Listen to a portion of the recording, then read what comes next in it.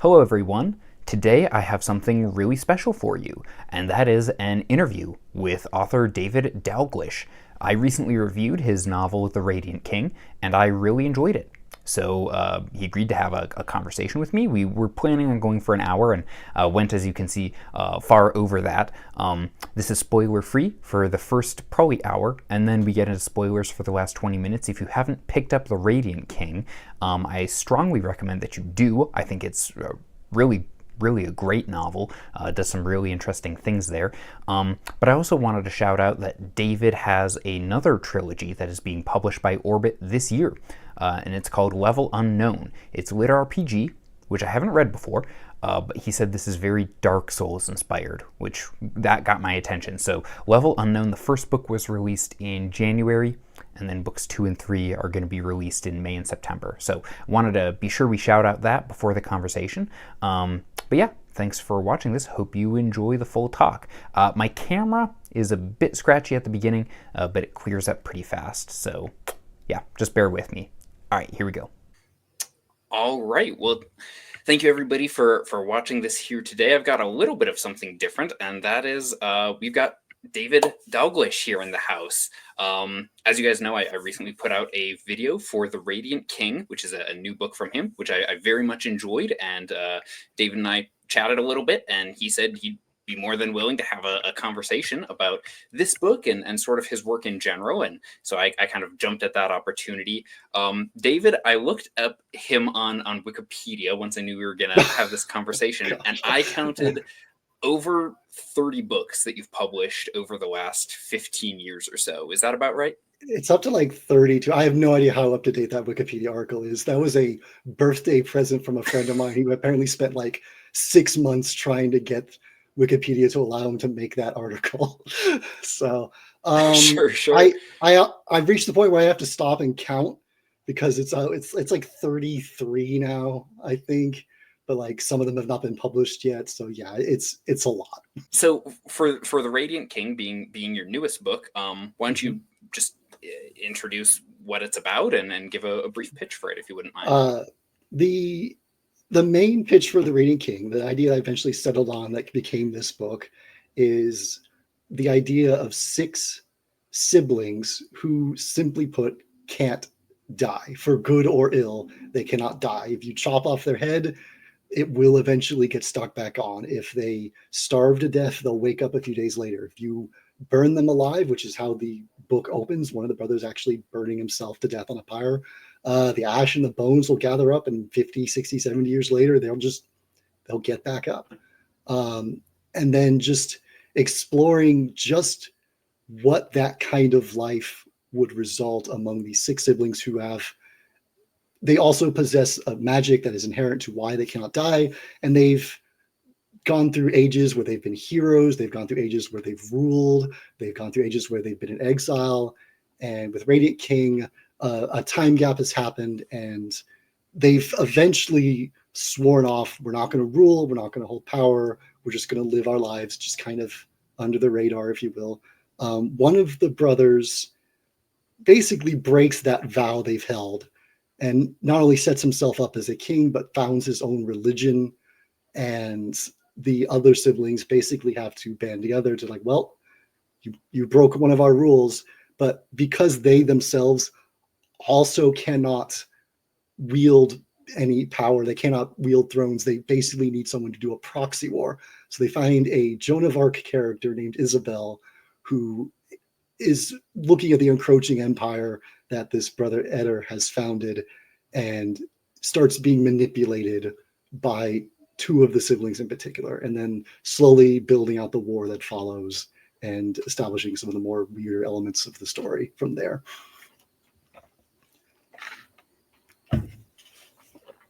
Right, yeah. And this is, as I recall, this is the first book in a planned trilogy. Is that right? Yes. It obviously does not. You've read the book. You know It doesn't end where it does. Yeah, it should be just 3 as far as I know. That's for sure. Okay. Now, with a lot of authors, they hate the question of like, where do you get your ideas? Because there's like, as I understand it, and the little bit of writing that I've done, there's often a whole collection of ideas that it takes to create a book. So for you, when you were when the Radiant King, when the idea for this book came to you, like what was the one idea where you were like, that's interesting, I want to keep like poking at that and come up with a bigger story? Was it the immortal siblings? Was it like the way that would change their sense of morality, or them versus other members of like humanity, people who are mortal? What was kind of the key linchpin for you? Part of it I can't say because it gives away the entire premise of the mystery of the world, which you probably have an idea of what that involves. Okay. It heavily involves the situation. There's the god that Eder, that who formed his own religion, he worships Father, is who we call something, just generic Father. I had an idea of what exactly was going on with Father and the setup of the world, as well as the other goddess that becomes involved, effectively the goddess that Father replaces in terms of worship, the goddess Leliel. I basically had ideas of who and what exactly they were and how their actions would affect the world, and comboed that pretty cleanly into these siblings that can't die, because I had the idea of them not dying for a while, but didn't know what to do with them, because this is something that's very common. I will be working on a series and like the next one I'm going to write is bubbling in my head already. It's incredibly common. I'm working on Level Unknown and Astral Kingdoms right now, 2 series simultaneously. I already have the next 2 I want to write, the basics forming in my head. So like I already knew I wanted to do something, because I originally had an idea of like, what if the whole world was like that?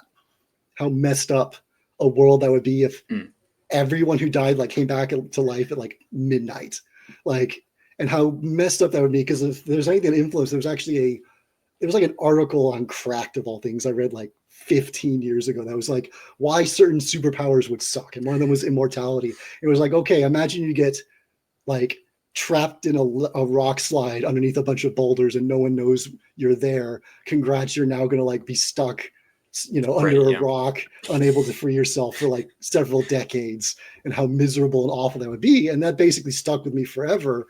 And that kind of, I brought that to, I was originally thinking of bringing that to an entire world of like how bizarre it would be. Like, what would wars be like?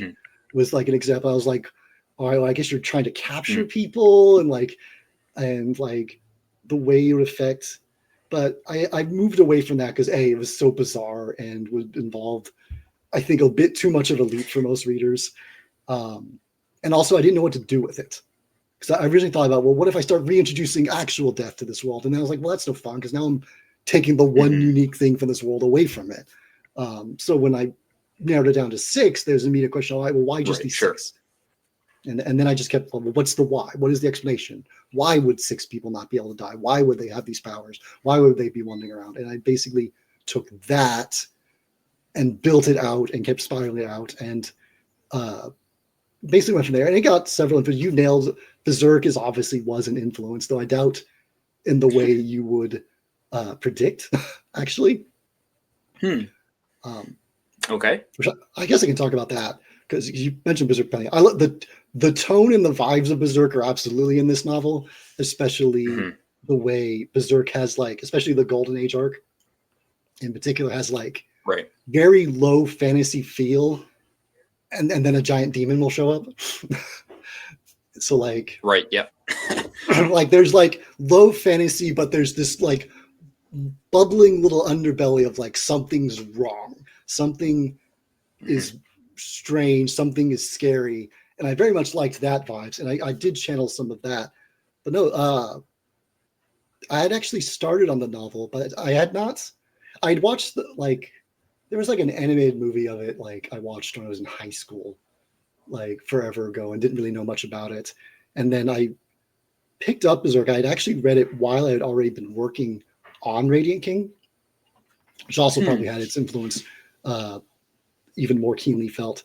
But I was actually at a point where I was starting to panic about Radiant King, because I think you've discussed it. There's a lot of time jumps in Radiant King.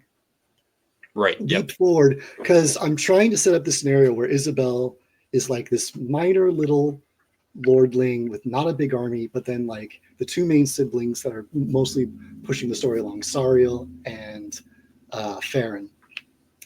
When they join her, the idea is that they're helping her with pushing her forward, pushing her claims. Isabella claims she's basically like been touched by the goddess Leliel and is using that connection to try and set herself up as a religious like defense of like the old faith that Father is wiping out.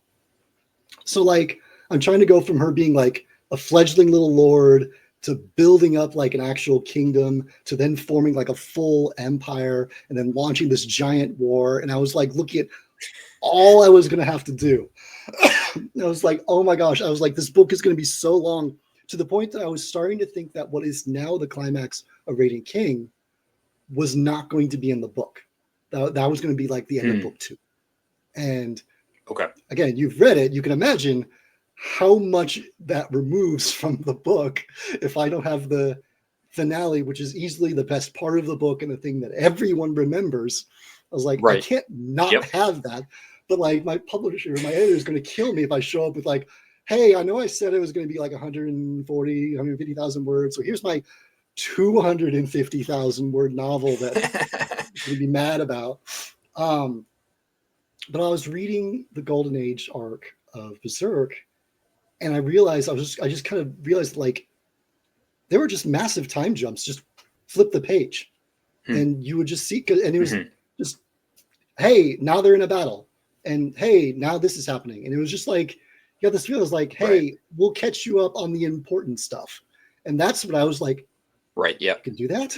I was like, hold on. I was like, I don't want to spend 100 pages detailing like the conquering of some neighbors. So I'm just not going to do that. I'll just skip to the next big thing and then desperately hope my readers are willing to go along with this, because I've got a lot to do. And I don't think they want that hundreds of pages slog either. So like, it's a funny thing. I see reviews talking about like, it's tons of stuff is happening, but the pacing isn't very fast, but also is incredibly fast, depending on how people want to define pacing. Right. So the second book will be not quite as frenetic, but still is going to have, I want to play around, because with these 6 siblings, because they've lived so long, I want to incorporate the lives they've lived, to make it to where it's not just the current events that are shaping what is happening. The current events are not shaping who they are and the hurts between the various siblings. There's more. And so there's going to be flashbacks in the second one, done in a different way. I know that one was a little bit controversial for some people too. That will probably have to involve spoiler talk though.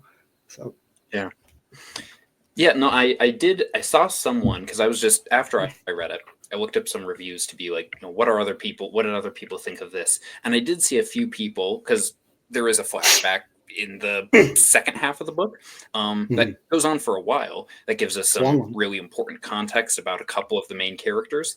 And some people, like you said, seem to take issue with that.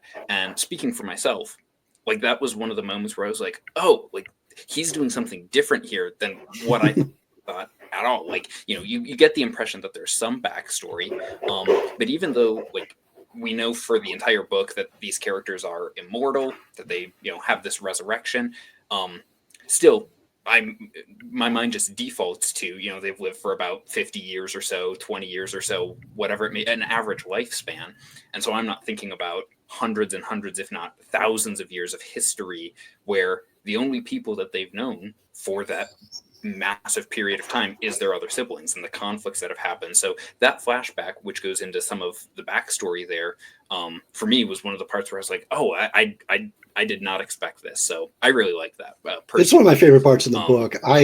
It's like 7 chapters long, and I tried to make them as short as they could. I thought my editor was going to make me remove it, or I originally was planning on trying to sprinkle it in throughout the book.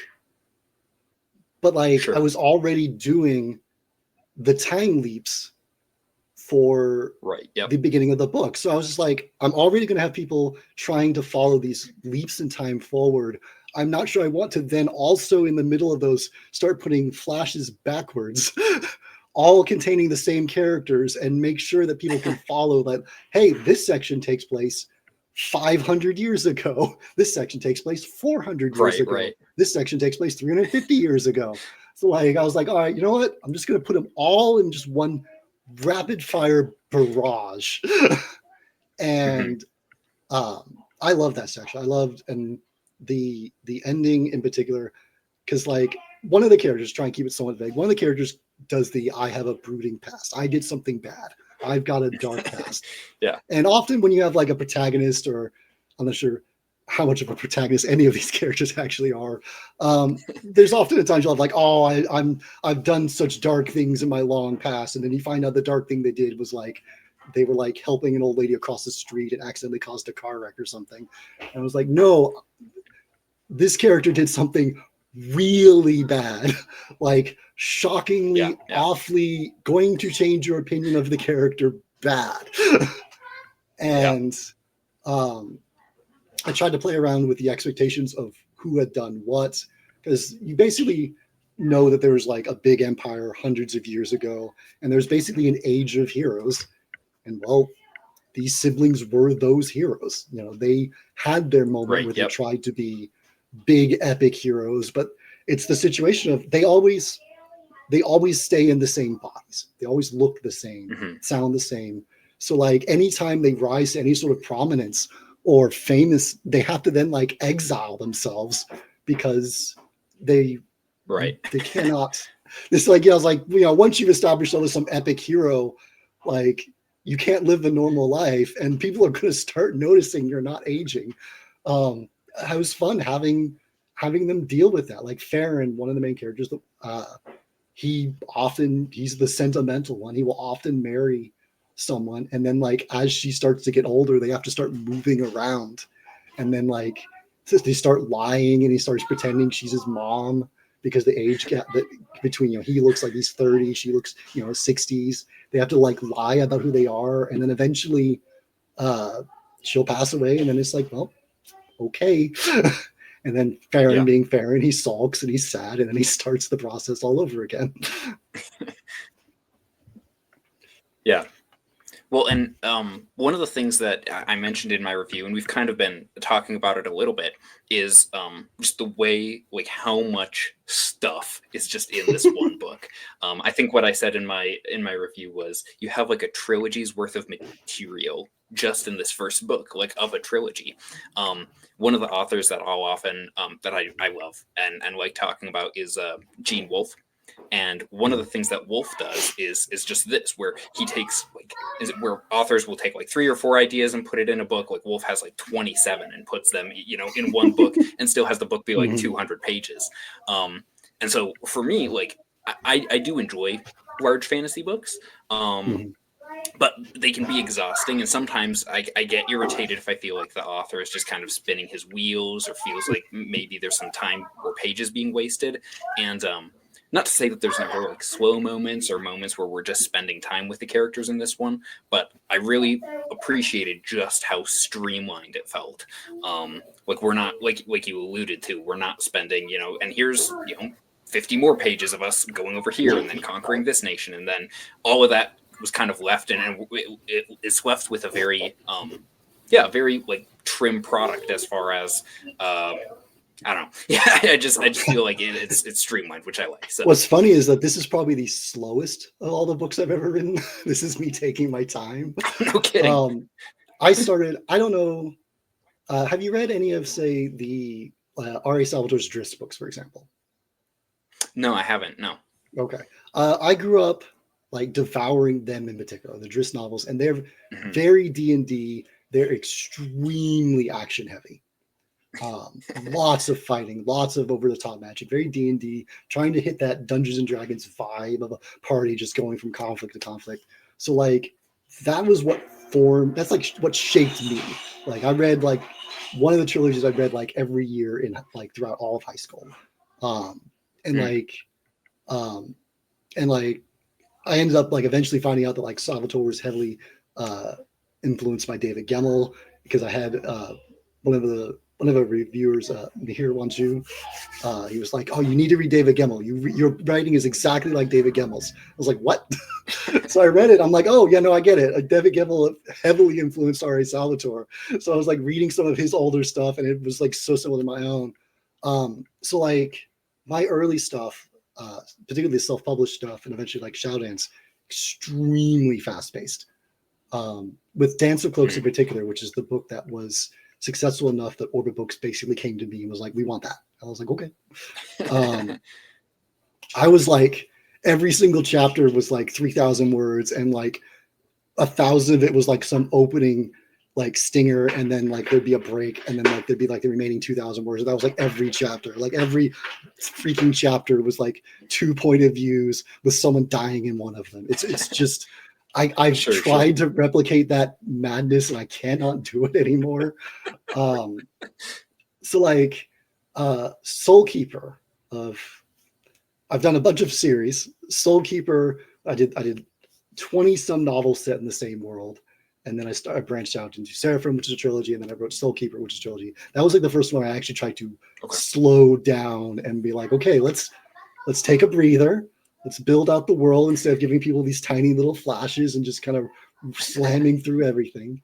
And I've basically been just kind of slowly adopting, trying to settle where my style kind of is now. It's like Soulkeeper was pretty slow, at least I thought it was, but when you're used to going like 90 miles an hour, anything is slower. Vagrant Gods is a bit faster, a bit more attempt to kind of return to like Shoutdance. And this one was like me, like, I'm just going to tell the story I want to tell and skip the stuff that I just don't think is going to be all that interesting, because you read the book, there's plenty of fights still in there. There's a lot of war and battle and dying and stuff like that. It's not like it's lacking in any of that. It just could have had more if I wanted it, but like trying to be more judicious in the, does the audience really need this or not? You know, sure, I could take this battle that's about to fight and spend a bunch of time detailing it, but you know, does it really matter if it's not directly affecting the plot or something like that? And when you have people that can't die forever, it also makes dealing with stakes a little difficult. Because people were like, "Oh, it's hard to be invested." I'm like, well, they can die. It takes a while to come back. And I try to actually deal with the fact that when you're trying to not let people know you've got effectively Wolverine healing powers, in a sense, like if you get wounded in battle, it's actually a big problem because you have to hide the wound or explain away the healing, which was fun to also deal with that in a plot sense. Because you know, if you get stabbed and someone cuts out your eye and your eye is back 3 days later, you're going to have some questions to answer. Right. Which like it does happen I'll keep it vague. One of the characters gets fairly significantly injured in a battle, and he's actually like panicking and trying to figure out what to do because he knows that the magic in him is going to heal it fairly quickly, whereas most people are going to expect him to be scarred for life and not able to fight anymore. And he's just like upset and like, oh, I'm going to have to leave. I'm going to have to maybe try and come back with a mustache or like start over in another 30 years when people have forgotten who I am. This sucks. And then comes up with a better idea. Would you say like how much of a challenge was that, like coming up with stakes for these immortal characters, these characters who can't die? Is that something that you had to like consciously go into each action scene and be like, how are we gonna like have stakes here, or did it just come naturally? Part of it was like, one of the things I've tried to focus on is that the readers know certain characters can't die, in a sense. Like if you turn on like an animated Batman cartoon, you know Batman's not going to die to a bunch of random people that are like, you know, stealing a car. You know, but you still watch the scene because you get wrapped up into the story, or because you want to see Batman do cool stuff. So with some of these scenes, I would just be like, okay, they're not going to believe these characters are going to, you know, these powerful characters are going to die in this specific fight. I can try and show you something really cool. I can try to have the fight serve more than one purpose. And that's what I ended up doing a lot. This fight is about more than just, oh, are they going to defeat the bad guys? It's how are they going to defeat the bad guys in a way that elevates say, Isabel, who they're trying to prop up to be Right. Yeah. a ruler and a figurehead, or in a situation one of them does get injured, where like, yeah, no, they didn't die, but now how do they hide the injury? How there's still consequences. And then with one of the characters, a little bit like into the whole, yeah, you may not die, but if you get trapped under boulders for like 100 years, it could really suck. I do have someone effectively undergo something kind of like that, and their mind gets really badly messed up because yes, their bodies are healing, but all of the traumas they undergo, there's a lot of jokes about how they all need therapy. These 6 siblings desperately need therapy, and yes, they do.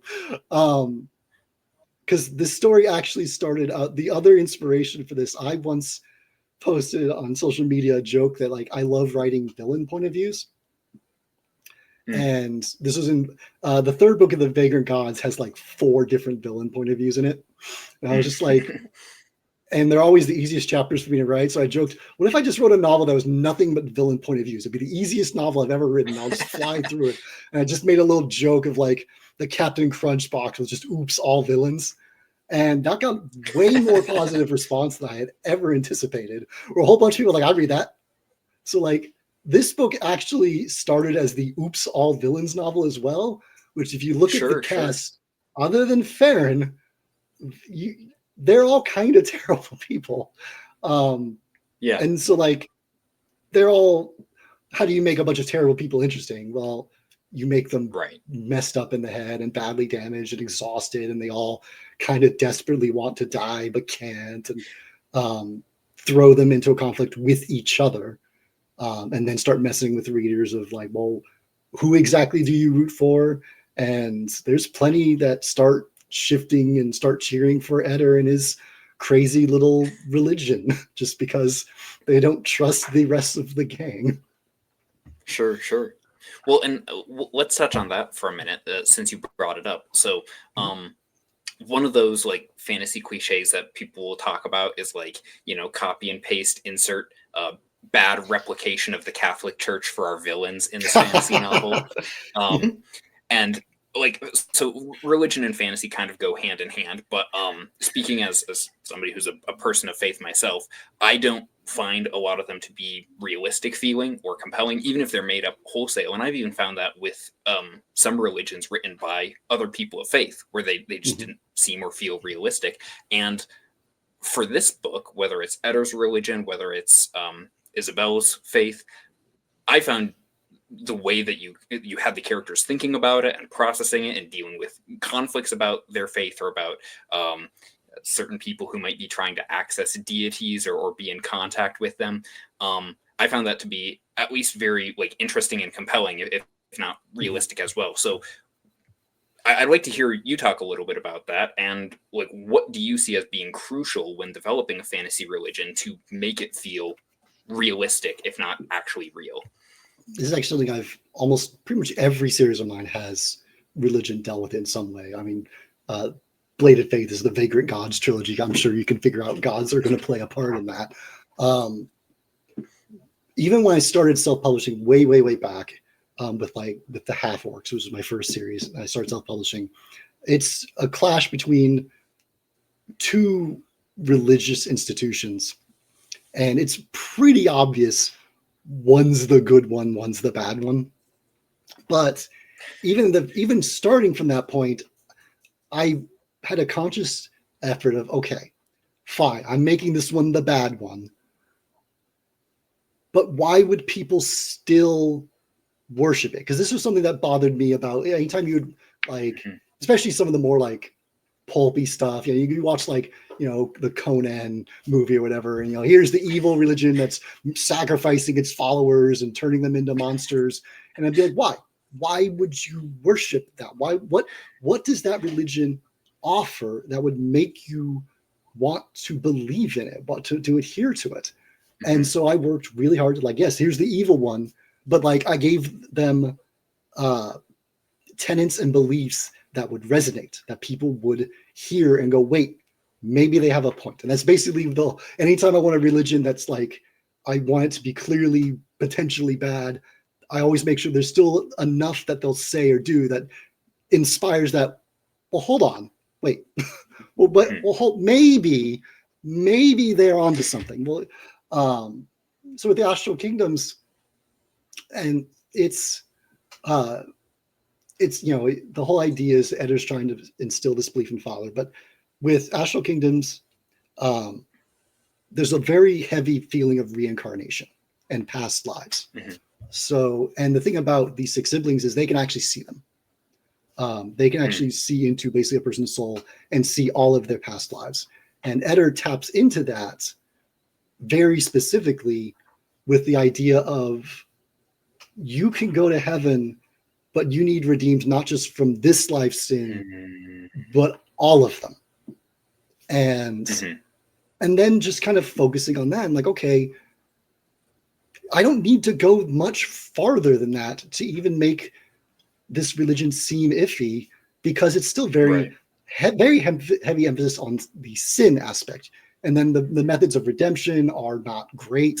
It's a lot of there's a lot of prayer and tattoo and fasting, and there's just the people that are being hyper focused to try and fully cleanse their sins. Like, this is a grueling thing they're going through.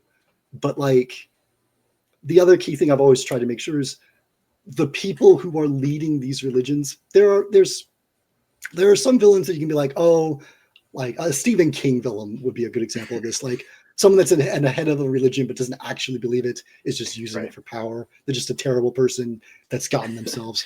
My villains tend to be, especially the religious ones, tends to be the exact opposite. They do believe everything about what they're doing. It's just what the ways they're going about it or the things they're seeking to accomplish are verifiably by what they're doing wrong or potentially wrong. So like with Eder, it's like, okay, maybe he's right. Maybe, is Father real? Maybe. Is this what Father wants? Maybe. Is this good for everyone? Maybe. But he's also founding an empire, and he's exiled all the priests of the previous goddess Leliel, and he's slowly expanding territory, and wars are happening. Like, these are people dying. These are customs being eradicated. These are cultures being destroyed. They're smashing the statues of the goddess. Like, you can clearly see all of this is bad. But then if you go to Eder's perspective and be like, well, Leliel doesn't exist. I've walked this land for 600 years or 700 years or however many, they don't know. I've never seen evidence of her in my 700, 800 years of walking the land. Why should I care? But he fully believes he has been given evidence of Father's existence. So even if it's this brief, tiny glimpse that he received, that tiny glimpse is more than he's received across hundreds of years. So he's going to cling to it, and he's fine. Yes, I'm destroying lives, but I'm doing so to save souls. And as long as like so then I've got the 2 religions at play. And then other than that, I just try to make sure if there's a faith in a book, it should offer something to the people who worship it, be it comfort or protection. Like with Vagrant Gods, the gods are literally physically on the land walking around. And which dramatically changes the nature of the faith. But the gods basically also have like their own nations. Their own nations where each nation is dedicated to the deity. Sometimes they'll share, but there's kind of little boundaries, and there's an expectation and understanding that someone worshiping one god is probably not going to worship another because it's geographically based, but they all, for the most part, have, get along, other than the villain. But even then, it's like, okay, I had, like in Vagrant Gods, I had Lycaena, for example, was this butterfly goddess. And I'd be like, okay, what would she offer? And in return, how would people worship back? Because the other thing I like to always remember is like, so many religions and faiths, they're weird. Even the things that growing up, like, Protestant, Southwest Missouri, everything involved with that, you get, this is just normal. This is normal. Why would this stuff isn't weird? And then you get someone that's like outside that looks at you and goes, "Are you sure?" Or like, like you worship a Messiah and you're walking around with like his execution device hanging from your Right. rear mirror, you know, like, or like, you know, you're walking around with some ash on your forehead. Why? Mhm. Or, you know, things like that. And trying to fully embrace and have those things, have the rituals, have the prayers.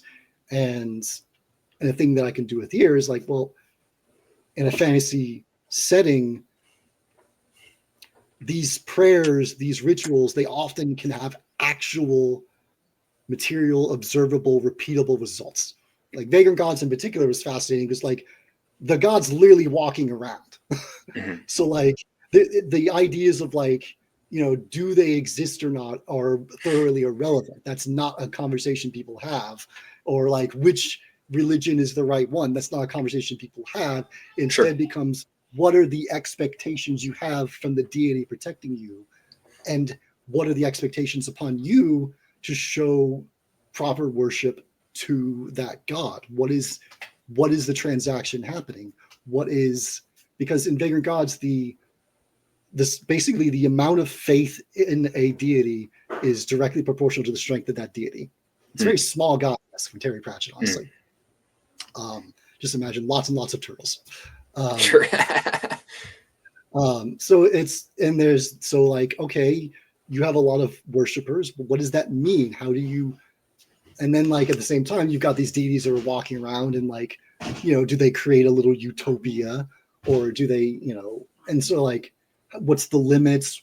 What is involved in this? As I flesh that out, and most of all, I just make sure that the people, even if there are, even in the quote unquote bad religions, I will always make sure there are people who fully believe in it, who are clearly getting something out of it, who are also not terrible people.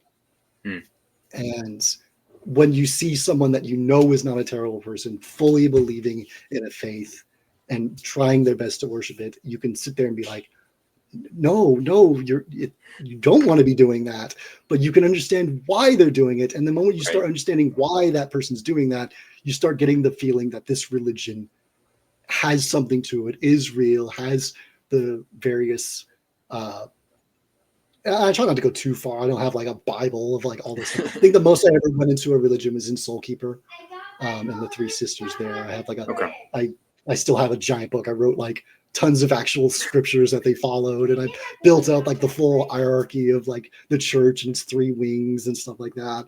Sure. I generally don't go that far, but it was extremely important in Soulkeeper, which I cannot explain too much why on Soulkeeper without going massive spoilers. But like, okay. Well, I'll have to look up the Soulkeeper series then. I think that's the one you would extremely like. I think more than Okay. Blade of Faith even. I think you would really like Soulkeeper. I will look for that. The premise of Soulkeeper, to sales pitch it, it was inspired a little bit at the time by Game of Thrones, but not in a here's the Game of Thrones stuff, but more in that it was doing something that I see a lot, which is the little rumblings of like, oh, magic is returning. Like where you like, there's no magic, there's no such thing as magic, but then you start seeing some hints of magic, and then you have like hints of a spell, and then, you know, and it's this fabled, the White Walkers are returning. Whatever, the White Walkers don't exist, but they do exist, and dragons don't really exist. Oh, but they do exist. And I realized that there's a lot of fiction I was reading and watching that was doing that. This slow burn into a greater and greater reveal. So I was like, okay, well, this is me. What if we, instead of doing the slow reveal, what if we have a no magic setting, and then in one single simultaneous instant worldwide event, all of it's back. Just snap your fingers, and not just a little bit. Like magic used to exist, stopped existing, and then it all came back at once. So like fairies and elementals and dragons and like all just surface at once. All these creatures that are fairy tales, all back at once. All these tomes that people have that are just like, oh, look at this silly person who told a spell book, and everyone just collects because it's just whatever.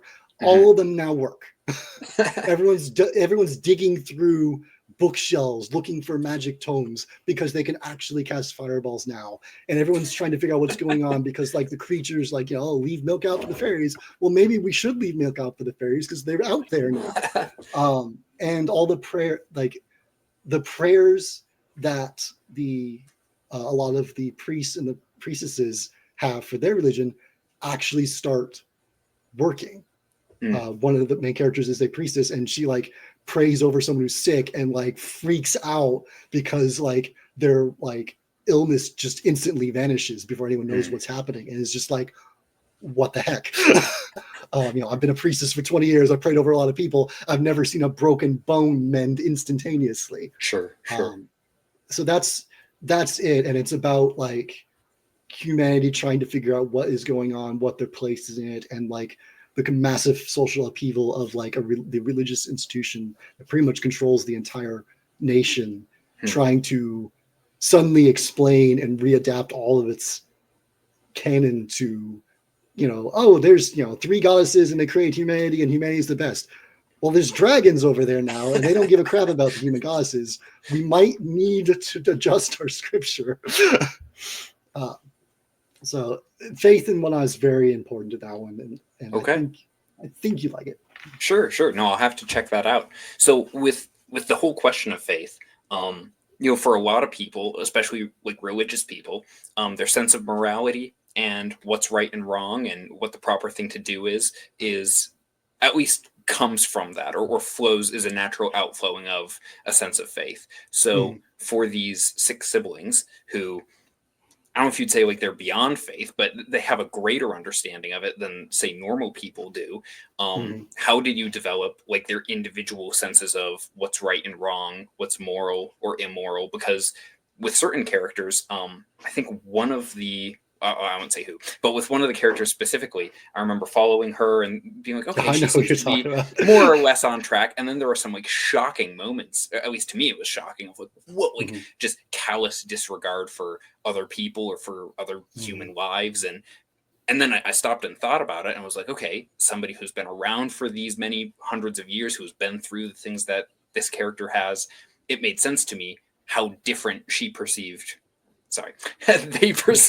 what was right or wrong versus one of the other siblings. So I was wondering if you could talk about that. They have one of the because they can see past lives and souls, their perspective is so messed up compared to you or I, because you'd be like, they will often, especially certain characters, like Kaluna, for example, is my absolute favorite, and she's terrible. She's absolutely terrible. I'm not going to pretend she's a wonderfully fun to write, but she's horrible. He said this was the oops, all villains. But from their perspective, like, oh, how could you, like, oh, you killed someone. This is a terrible, terrible act. They can see the souls, and they also know that those souls fly into the sky and then come straight back down into a newborn. And then we'll just, because they like Farron Sorrow, for example, is in love with one specific soul and will actually find her new body years after she died and try to woo her all over again because he has his own severe issues. But like, if you know that someone you kill will just come back as well in another body, the very concept of life and death to these siblings is completely messed up. It's so alien to us. And then you add in the fact that they themselves can't die. They don't go through the whole process of full reincarnation. They just pop back up within a few years. It depends on how bad the death was, basically. So like trying just to imagine what that would do to someone. Like some of them start to view humans in an incredibly pessimistic light, especially, if you've been around for hundreds and hundreds of years and have seen all the same atrocities repeating, all the same crimes repeating, all the wars, all of the, the way wealth gathers upwards. You see all of that. Some of the siblings become extremely cynical, especially when you throw in the fact that they did make their attempts to try to make a better world and to improve humanity and make humanity better. And it failed horribly, spectacularly backfired on them. So like they've tried to improve humanity. Doesn't seem like they can pull it off.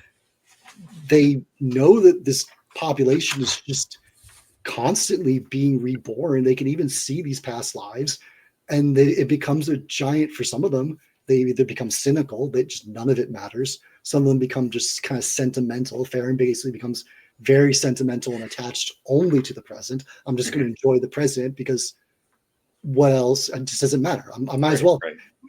If none of this matters, I might as well have fun, and not in a nihilistic sort of way, but just in a practical sort of way. I'm just have a good time. I don't know, because that's the thing. They don't know why they are the way they are. They just don't know, and that also was wearing on them after a while, because like you're clearly special, but you have no task, no goals, no explanation, no anything. What do you do? Right. So some of them just treat humans like whatever. They're just like any other animal. They don't care. Some of them try to be nice. A lot of them you'll see, like Farron, because they also have to, they don't want to out themselves in a sense. They've done that before, didn't go well. It also means that even helping people comes with a danger. Like there's a scene where Farron heals someone at a house and then basically has to leave in the next morning before anyone wakes up. Right. Can't even stay behind to enjoy, because that's the thing. Like, yes, it would feel amazing to heal someone, but he can't even stay behind to receive the thanks for it. So like helping others becomes an inconvenience. Helping others becomes a burden. And there's a very explicit example to where someone gave away the aspect that they wielded radiance and were special by helping someone, and they were severely punished for it. Yeah. Yep. Like, and this is not an isolated occurrence. Now, the occurrence of Radiant King that is pretty bad and probably one of the worst things they've gone. But like, there's an example that's worse. So just imagine living among humanity that even if they die, they eventually come back in soul into their body, and that if you try to help them, you may screw it up, or they may find out you're special and try to hurt you or use you, and it all like that's why they all need therapy. There you go. That's like the theme of the conversation, I suppose. Yeah. Well, we'll touch on that briefly. So for me, like I went in, like I said, I went into this book pretty blind, not knowing much of what it was about. So not knowing what type of tone to expect from the story. And at first, it reads pretty like standard heroic fantasy. And then, I say probably about a fourth, maybe a third of the way in, you start seeing things poke up that are rather quite dark. And I would say by the middle, like around the halfway point, there's a couple of specific bits that are like as dark as anything that George Martin or Joe Abercrombie, to name like famous authors, have written. So for you, is the darkness of the story first? Is that just like, well, it is what it is? Is it intentional? How much of it is that like in the initial writing versus does that come out in the editing process where you're intentionally trying to go for a certain tone, or kind of what's your process there? I was basically trying to go for that vibe I liked from Berserk as well, that this seems normal, but there's hints something's not right. And then the other idea I want is like, there are specific moments I want to be shocking. I want to be dark. And for them to be shocking and dark, the story and world cannot be nonstop, grim, dark, right? Yeah, horribleness. Like, if I've got people being tortured and killed and bodies everywhere, the whole freaking book, when I want to try and actually have something impact, it's not going to stand out as much. So I tried to make it where, like, from the very opening prologue is Farron killing himself, burning himself on a pyre with the help of his brother Sariel. And then the very immediate next chapter is Farron waking back up, but he's in the stage of healing. His eyes aren't working yet, and he can feel bugs crawling through his body. And there's like massive body horror going on with like feeling worms, and basically him being like, "Hey, little buddies, you need to get out. I'm getting back up." And then like they crawl out of him, and then he passes back out. And when he wakes up like another few years later, he's like, "Okay, the ones that are still in there, you're going to get burned now," and then like floods his body with radiance. So like I tried to give a message very quickly. There's going to be some body horror. There's going to be some weird stuff. And the rules of the rules the main characters follow are not the same as anyone else. Yeah. So like I give that signal, and then beyond that, I'm just like, just trust me. just stick with me. And then you start the story, and then it's mostly fine. But then you say you meet the fairies. And then everything I'm trying to just do a little bit of a tweak, a little bit of a hint, something's off. When there's dragons, I try to make them seem stereotypical dragons, but then you have the conversation with them with one afterwards. So I try to make that one different. And as well as like the rules, the dragons have their own reincarnation that they go by. And then as the book gets further along, I start peeling it back a little bit more. I'm pretty sure I know which event you're talking about. And just try and make it clear, like, no, there's some really dark stuff happening that even these eternal siblings do not know why. They cannot explain it, or they only have the briefest idea. And then the whole novel, there's Eder in this ancient tower going, that thing we don't understand, I'm about to mess with and play with massively. Right. So it's all meant to try and be like, hey guys, I'm building towards something. Yeah. There's an ending coming. If you read any reviews, everyone talks about it. I just trust me on this. It's gonna be worth it. But until then, hopefully you enjoy just hanging out with these very weird, messed up characters and seeing the breadcrumbs I'm throwing down and stuff that is going to obviously come into play in book 2 and 3. Because this is like very, very much, I've tried to not make any book 1 be one of those like, oh, you need the book 2 or 3 to get anything out of it. But I've tried to make it like, this is a complete story, but there's clearly more. And I like there's some things I would probably do differently if I were just to start over from scratch. The ending is not one of them. I am beyond proud of that ending. It's probably like there's only one ending I think I like more out of like all the books I've written in terms of like drawing in other people, and that was from the second book of Soulkeeper. Okay. Yeah, no, because I think with the darkness, that is interesting that you pointed that out. Of there are things that even these siblings, for as long as they've lived, there are things that even they are unprepared to deal with. And just bringing up Berserk again, one of the things that people have noted, and I certainly felt this way, is that for as unnerving and horrifying as like the demonic parts of Berserk are, some of the most horrifying bits of it, or some of the most scary bits or unnerving bits, are things with just normal people. Well, I say normal, but like mortal people, not like there's a I don't know if you remember this or not, but in the Black Swordsman arc, so near the beginning, there's a specific moment where with I think it's a judge holding a head, and there's this like one like very vivid image from it that like that is one of those moments that's just like seared when I think of Berserk and other things later on in the Golden Age arc as well. But like it's the people. It's not to say that the supernatural stuff isn't horrifying, but the stuff with the people is equally so, or equal, just in a different way. So because one of the interesting things here is it's not like that, well, some siblings have dealt with dark stuff and other ones haven't. Like each of them have in various respects, and some of them seem to like crack under the darkness that they've had to deal with, and other ones almost have a like suffer through the pain, bear it up, if you want to use the religious phrase of like bearing your cross. What do you think in regards to the response to the suffering that they've encountered, or the dark eldritch things that lie beyond the curtain of the world? What do you think makes the difference for the different siblings between how they react to it? One of the big things about these siblings is they don't have any of the things that a normal person could rely on to feel like the things that people can use to give themselves meaning. Like they have, until Eder, like very recently, they have just an inability to have any faith in anything because it's just been too long. They know the souls exist. They can see the process, but they don't have an explanation for it. They don't have a justification for it. They certainly don't believe in the goddess Dalglish. So like they don't have a religion to lean into. And then things like that other people could use that are not religious to find meaning in, say, family. And all of them, they cannot have children. They're all basically sterile. So they only have each other, and that's it. So like, and then like, oh, well, so you could try and how do they find meaning? How do they find comfort? and you have them start trying to find that. You have like Farron falling in love constantly, but again, the people he loves get old and die, and he has to keep going, and he doesn't get a satisfactory explanation for it. He doesn't get something to cling to. They're all so adrift.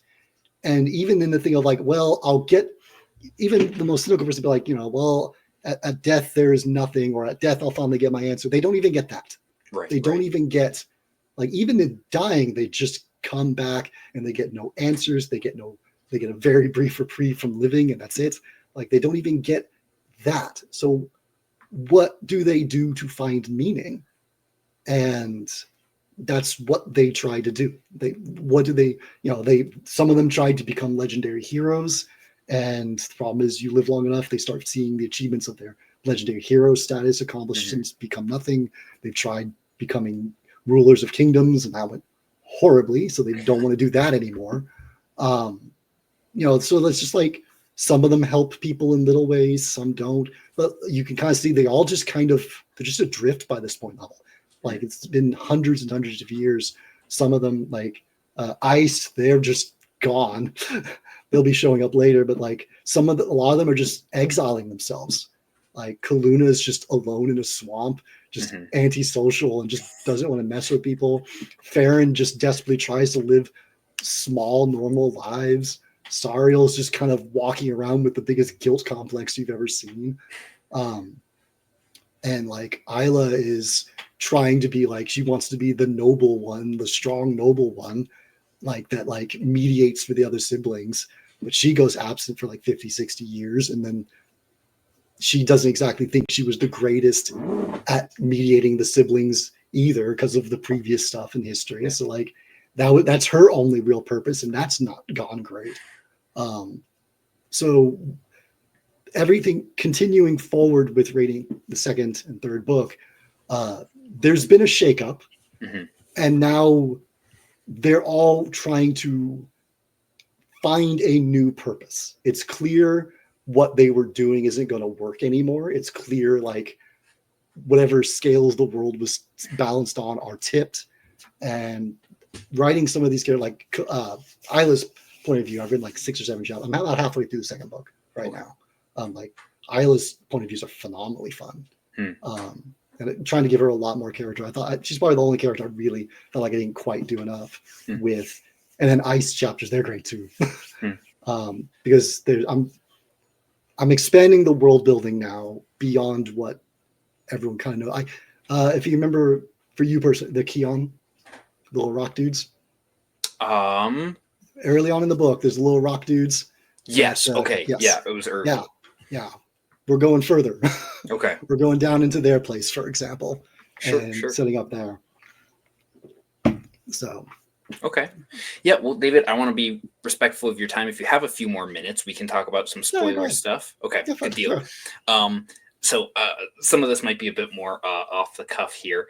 But as I'm thinking about, like, just going a little bit more into some questions about the book. So for everyone watching, this is your warning. If you have not read The Radiant King, I recommend reading it first, because I do think it is well worth the read. Very entertaining, but also I found some really thought-provoking stuff in it. So, and then to get to some of the spoiler questions. So Isla, and you'll forgive me if I get names mixed up. Names are a sticking point for me. She's the one who gets captured and sort of held captive for several decades. Yes. So for that portion of the book, was there ever a question? Because to me, I found that to be the darkest portion, like, by far. Was there any question about what was going to happen there, or the whole element of, like, drinking blood, which I found to be very reminiscent of, like, a twisted version of how some religions, interpret their texts? Like, was there any question of where you were going there, or has that always been set in stone from the beginning? Since we're in spoiler territory, I knew that a overwhelming amount of radiance was about to completely cause havoc and monsters and terror at the end. So I knew I wanted a hint of what that would be at some point early in the book. I wanted to show, hey, radiance run amok through a human body is bad. And my thought process is, here's what could happen if it was just a little bit. Now let's show at the end what happens if it's a whole lot. So I always knew I wanted something like that. When I was plotting everything out, the issue I was having was like, okay, well, how do I do it? And why does it even work? And this was tied also very heavily into Isabel, because I also know that I wanted her to have access to Radiance, and I knew it was something that was supposed to be unique. Humanity had not wielded Radiance, not at least in the way she was. They were always using, I forgot what I called them, like a medium. They always had a medium, and they were always being shown how, which I thought had some wonderfully dark stuff just in that. The flashback to like the Age of Heroes segment where they're like the giant like dudes carrying like people in cages to use as basically magical batteries. Trying to put in just like hints of the most jacked up stuff that is only going to be on like one sentence before I move on. But like, so like it all kind of slowly came together, tying Isabel to that area, and then trying to set out like, okay, if I'm getting Radiance from her to everyone else, drinking her blood seems the most straightforward and obvious that everyone would understand. Right. I can do some weird vampire stuff in the castle. I can start again doing my own little. It's basically my own little version of vampires. Right. Just like I had my own version of fairies and my own version of dragons. Here's my twist on the vampire castle in the middle of nowhere. Except it's and then just like knowing that it would just be again the you've been trapped under a rock thing from the Cracked article. I was like, well, what if you were captured by someone that knew you couldn't die? Yeah. How utterly awful that would be. Like the potential that someone could torture you and know that they could just straight kill you, and as long as they keep you in chains, you're just going to come back. Right. So like, it took a little bit of finagling to explain why she couldn't get out, why she couldn't be found by Kaluna. Like it took some work to make sure the readers would believe me that I wasn't cheating. I never like to cheat on these things, but I was also extremely excited to write her character because I was like, oh, I love writing messed up, traumatized characters. And I was like, she's coming back from some of the most messed up. Like I tried to make sure, like I tried to be as bizarre as it sounds, respectful as possible. Sure. Like I tried to make sure that they treated her like they desperately did not want to like break her or damage her other than the bleeding of her. Like she's like, there's no one's raping her or any nonsense like that. Like I was like, let me be as gross and disgusting as possible. Because I could have gotten much worse if I wanted to. I didn't. I was like, no, I like the thing that, and the reason why it damages Isla so much is not the torture she's undergoing. It's just the sheer fact that they just don't see her as a living being by the end. She's just this thing that they're like cutting and bleeding. And even though she can talk to them and plead with them and tell them 100 stories of the lives she lived, it just doesn't matter to these wealthy people that see her as a source of power.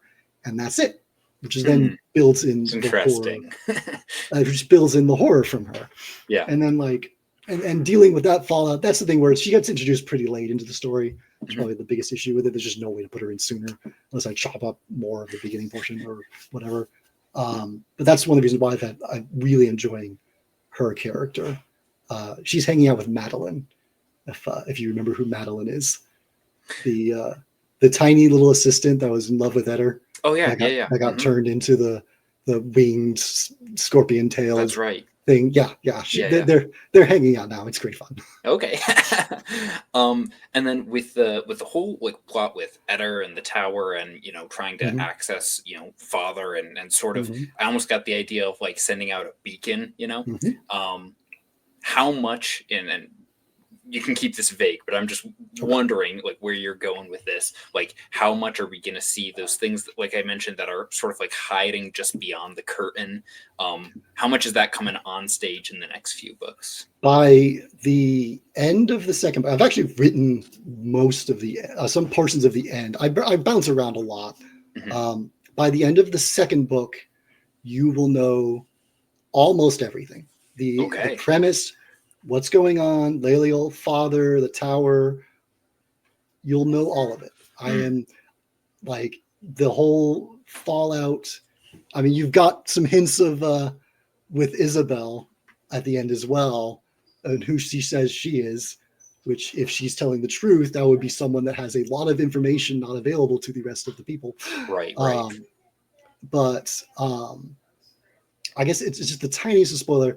Leliel and Father are both characters. Okay. That people interact with in the second book. So like when I'm pulling back pretty much the entire curtain, you will know by the time you get to the very, very last chapter, you will know what the siblings are, who they are, Father, Leliel, the world of chaos, the world that's underneath it. Don't know about that one. I referenced the death of 3 sons, not just one. There are worlds with more suns. We're about to start visiting. It ended weird and it's getting weirder because now I'm reaching the point to where like the very rules of reality are breaking. We're going full Dark Souls here at this point, which I don't know if you've played the series or read about the lore of that. Yeah. But like in Dark Souls, when like time and the world and setting are starting to break apart, we're going to that extent. The very rules of the world are breaking. And but yes, you will find out all of it, which is going to make book 3 an extreme challenge to write. Looking forward to that, but yeah, it's all going to be out there. Well, because that was one of my other questions was like these siblings. It was almost like taken for granted of like, oh yeah, they're immortal and they come back. They don't reincarnate. They just come back alive. And I'm just sitting there the whole time, but why? Like I know radiance, but like there has to be some deeper reason here. So I'm glad. Yeah, it is made abundantly clear. And like if you were extremely. It sounds like based on I found your review on Goodreads after seeing the video. It sounds like you're hovering around the ballpark. Okay. There is technically enough information in the first book to piece it all together. I'm gonna have to go back with my highlighter. You'd have to you'd have to make some guesses and some assumptions, but like all of it is overall in there. If you can come up with the right theory, I made sure I not to cheat. Like I said, I don't want to cheat when it comes to stuff, and because I used to write from like the seat of my pants for like the first 20 novels, so I'd never know where the heck the series was going, and I have to like move backwards. From like Soulkeeper on, I started actually plotting out more than one book at a time, and started to actually implement. Like Vagrant Gods has a twist that at the end of book 2 that was like set up in book 1, and that felt amazing to do. So like, but this one I've had the entire premise set up from the beginning. So like I've actually been able to make sure like here is all the info, here's all the consistency, here's some random references that are going to be utterly meaningless to you, and you're not even going to realize it's me making a reference. But maybe if you happen to reread the series, then you'll be like, oh. But yeah, no, it's okay. This is the first book where in a long while where I am actually daunted by what I want to do and what I'm going to try to do. Like to the point where like I wrote all 3 level unknown books in the span of a year. I finished Radiant King and then wrote level unknown, level ascension, and level apocalypse, and then started Radiant King 2 and still didn't know what like 2/3 of the book would be. Which is extremely rare for me. I was like paralyzed, like, oh my gosh, there's so much I can do, but I don't know where it's fully going. I know the premise, but I do not know how book 3 ends, which is really weird for me. I usually know how the arc is going to eventually end. I don't know that. Sure. I have vague ideas, but no idea how to get there. And I'm just kind of trust myself to be like, okay, I'm going to deliver an unbelievably psychotic ending, and I'm just going to pick it up and keep going. I'm just going to, and I've got a full other world to introduce and some weird stuff, and I'm just going to try and continue the fallout. And I just have to basically hold faith in readers that when the curtain is pulled back entirely at the end of the second book, that everything is going on is so interesting and bizarre and fascinating, and the stakes are so unbelievably high by that point that people will be sticking around no longer for the mystery but for the actual premise and stakes that have then since been established, because it's very much a mystery at throughout a lot of the book. Mm-hmm. And so when we come to the ending of this first book with the Radiant King, where you have, and let me make sure I can get this right here, where Farron rescues Isabel from the tower and spills his own blood to kind of complete the ritual that Eder is performing there. With that whole sequence and everything that goes down, and sort of taking the sort of the horror elements of the Radiance to the next level, was that difficult for you? What were the what part was tricky for that, or was it just like, it's go time? You'll figure this out the more you read more of my stuff. The more bizarre, my editor sent me a message. She's like, I don't know if I should call you a genius or tell you to go get therapy. I was like, why not both? The weirder and darker and more absurd a section is, the easier the time I have writing it. I am just wired that way. No, I had the chapter titled Madness with like the 5 point of views. Yeah. I had that written like before the book was halfway done. Because what I would do is I would get to a point that would be difficult. Like I get to a point where like, oh, I got to write a battle and this is hard and all this stuff. I'd be like, I would just skip to that Madness chapter and then just write a new point of view as like a treat to myself. Like, no, I'm going to write something easier today. But like, no, I love doing just messed up stuff. Soulkeeper, for example, has a character who follows effectively a god of change. So he can just touch someone and change them, change their matter, he basically can, for example, turn someone's skin to glass. And he fancies himself an artist. So I have him, there are sections where like in that book, he's making basically art pieces using people's bodies and like just stretching them out and forming words with intestines and like turning someone's skin to glass while leaving the rest of them fine and alive. So they're just like frozen in place and you can see like all the beating of their blood and veins. And one of the characters is like, shown this is like, is he in pain? And the guy's just like, oh, terribly. It's like, no, I for whatever reason, I really enjoy villain point of views. I find them easiest to write. I really enjoy the moments where things are just completely messed up and weird and bizarre. And then I just default to those when I get stuck in a day and want to write something fun. Sure. No, that makes sense. Well, if you don't mind, I've got a couple of like rapid fire questions that we can end with. First is like, what is like either sci-fi or fantasy novel that you love that you feel like is criminally underrated? Honestly, I would say, given how old at this point, I think people need to go find some stuff by David Gemmell.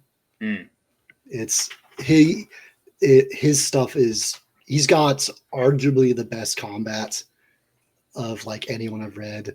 And he's old enough. A lot of his stuff is old enough now that it's kind of being forgotten. Usually when people refer to like the big names of fantasy, he's just kind of left off. And I think that's unfair. Legend is a great place to start, or Regante.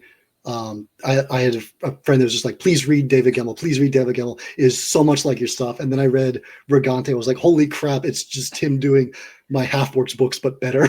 Sure. So, I would probably go with that. Okay. What's the last book that like you've read personally that you really loved? That I really loved? Besides The Radiant King. Besides The Radiant King. Hold on. I don't want to get this title wrong. Give me 5 seconds to it's RJ Barker's Gods of the Weirdwood. Okay. Yeah, I've heard of it. Haven't read it yet. They take the ending of Radiant King and just have the world start there. It's all of the weird, bizarre stuff I might have done. He does it great. And but in a less I'm trying to shock you way. Not, there's some obviously, but like more of a, this world is weird, period. It's in the name, but the woods in particular, the weird woods, is like, eventually like, you just don't go in there. You just human, you just don't go in there. unless you absolutely have to. And if you do, you better be extremely careful and follow all these rules to not piss off the things in there. And then but it's the whole world is like, it's the kind of world building where nothing is taken for granted. Like there are no, here's a cow. Like, no, there's not a cow. It's this beast he invented. You know, here's a caravan. Okay, but it flies with these creatures with like big air gas sacs. Like, here's the religion, and here's it. And just everything is different. The imagination on display is phenomenal. Like, just full blown jealousy inducing, as I badgered him on social media about. Sure. You know, wow. or joking like, oh, I finished writing the Rated King. I was like, oh, I wrote such a jacked up, messed up ending, and then I read like one random chapter, like 7 or whatever, and it's like these mushrooms that are like a kid being left alone in a room of mushrooms that are murdering everyone. And I'm just like, never mind. Well, I'll have to check that out. What's something that you would say that you're like specifically trying to add to the genre that isn't being done right now?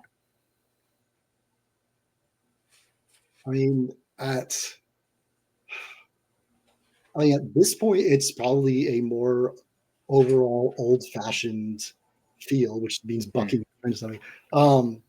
I have always been more than happy to relish in Dungeons and Dragons type vibes. When I started in my career, I wrote the Half Orcs at a time when Grimdark was at its fullest and low fantasy was at its fullest, and like everywhere to look for agency submissions was like no orcs, no elves, no dwarves.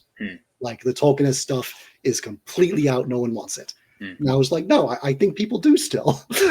So like, that's what my Half-Orc series was. It was me attempting to write basically a R-rated version of the PG-13 Salvatore Driss series. Sure. It's basically kind of my vibe. It's got all kinds of warts and things I would do differently because I wrote it when I was like 23. But there are people that adore it, and thank you for that. Sure. But that idea of like you're gonna get someone that still thinks dragons are cool, that still I'm very proud of my combat. You're gonna get some cool fight scenes. Religion is always gonna play heavily into it, and not in a stereotypical, you know, here's the Final Fantasy bad, you know, religion, and the Pope's gonna be shockingly evil. Right. I've played around with that. I've played around with that myself.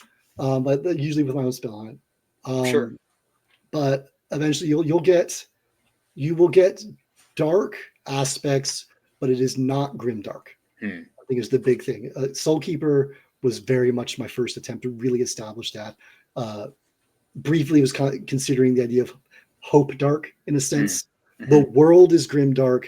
The characters are not. The characters are, especially for Soulkeeper, good people trying to be good people in a world that is difficult and hard and dark. And Vagrant Gods basically just takes that and ramps it up to 11. And with Radiant King, it's not quite the same because these are not good people, but it's more of like the end result of what happened to these people that did try to be good for a while. Sure. Like it's just moved so far along to where like they've tried to be good and for the most part failed. But like there's other than some it's grimdark, but without the meanness, without these spite, without relishing in quite in as much as I joke about how dark and twisted the ending is.